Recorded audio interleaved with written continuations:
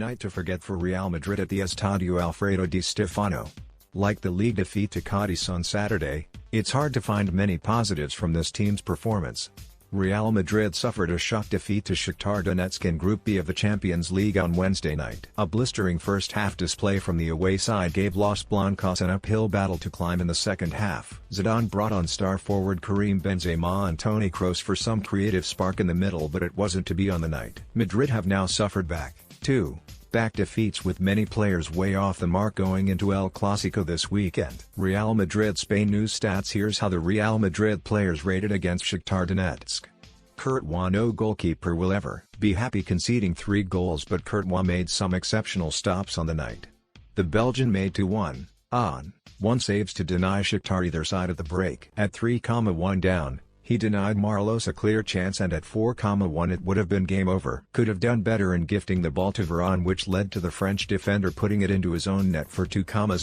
6th Mendy, playing on the opposite flank as a right back, takes away his attacking threat.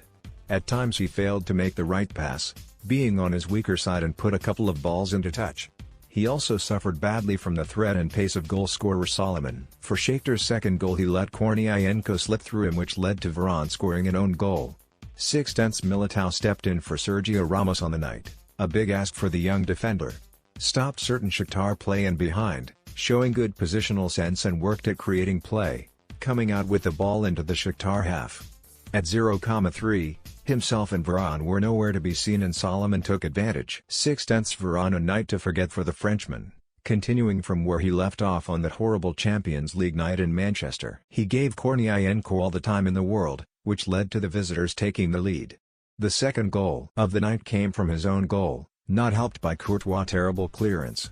Shakhtar's electric attack hit him all over the shop. 5th Marcelo Mateus and Marlos got the better of him on countless occasions, especially on the break.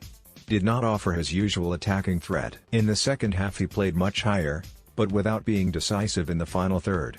5th Casemiro, overwhelmed by the Ukrainian counter-attacks, failed to offer his usual security in front of the back four, and was also poor with his passing.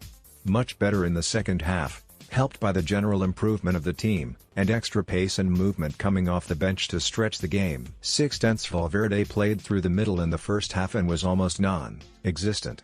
He started the second half on the right wing and almost ended the game as the hero, making it 3-3, but the referee ruled it out for Vinicius being caught offside, after reviewing it with VAR. 6th Modric, accompanied by Casemiro and Valverde. The Croatian was the most advanced of the midfield three, but failed to get to grips with things early on, and the Ukrainians were out of sight before Madrid had carved out any real chances. He struggled to make decent forward movement. In the second half he stepped it up with a belter from 30 yards to make it 1-3. The best goal of the night, a rocket into the top corner that gave Trubin in the Shakhtar goal no chance. He was replaced by Toni Kroos in the 70th minute. 6th Asensio, very poor in the first half. He started on the right, his preferred position, but never once got in behind the away defense. He changed places with Rodrigo, but it came to nothing. In the second half, with the introduction of Vinicius, he improved a lot. He helped connect midfield and attack, and tried his luck with a powerful left-footed strike. 6th Jovic failed with a glorious headed opportunity in the first half, which went straight into the hands of Trubin. However, Zidane kept him on in the second half despite Benzema appearing right after the half-time break. After 15 minutes it was clear that the Serbian was offering very little. Was subbed for Vinicius, who in 14 seconds did what he could not do in an hour. 5th Rodrigo: for a player who loves the Champions League, he was very quiet on the night. Zidane withdrew him at half-time for Benzema. Looks to be miles from the player he was a year ago, although the lack of ideas from Madrid in the first half did not help him either. 5th Benzema came on for the second half in place of Rodrigo. He drove the Madrid attack, and with it came Madrid's 2 goals. Offered little else after and found it hard to break through a very compact 5-4-1. 6th Vinicius: the former Flamengo winger scored the fastest goal by a substitute in UEFA Champions League history, 14 seconds. The previous record was 15 seconds. He made it 2-3 by dazzling through the Shakhtar defense and placing a low drive into the bottom corner to give Trubin no chance. It set Madrid up for a strong final 30 minutes, although his goal proved to be the last of the night. 7th Kroos came on in place of Modric with 20 minutes remaining on the clock.